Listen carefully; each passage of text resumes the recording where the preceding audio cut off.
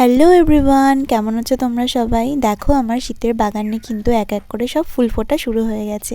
কাল রাত্রে আমি একটুখানি ঘুগনি বানিয়েছিলাম, তার থেকে কিছুটা ছিল, সেটা এখন সকালে রোদ্রে বসে আমি খাচ্ছি।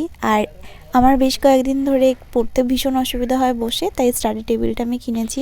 এটা কিন্তু ভীষণ হেল্পফুল। দেখো একটা ছোট্ট ড্রয়ার আছে যেটার মধ্যে আমি পেন, ছোটোখাটো জিনিসও রাখতে পারবো। তারপর আমি আমার সকালের খাবারটা রোদ্রে বসেই খেয়ে নিলাম। আজকে সকালে ছিল ভাত, তার সাথে ধনেপাতা বাটা আর ডিমের তরকারি। ধনেপাতা বাটা খেতে আমার খুব ভালো লাগে। তোমরাও কারা কারা এটা পছন্দ করো আমাকে কিন্তু কমেন্ট করে জানিও। বিকালের দিকে বাড়িতে কেউ ছিল না, তাই জন্য আমি নিজের জন্য একটুখানি চা বানিয়ে নিয়েছিলাম, আর তার সাথে নিয়েছিলাম একটু মুড়ি আর বিস্কিট। তারপরে ডিনারে বানিয়েছিলাম একটু ম্যাগি। আজকে ভাবলাম একটু সবজি দিয়ে অন্যরকম করে ম্যাগি বানাই, ধনেপাতাও দিয়েছিলাম, আর ভীষণ স্পাইসি হয়েছিল ম্যাগিটা খেতে। তো আজকের দিনটা আমার এভাবেই কাটলো। মিনি ব্লগটা ভালো লাগলে অবশ্যই একটা লাইক অ্যান্ড সাবস্ক্রাইব করে দিও।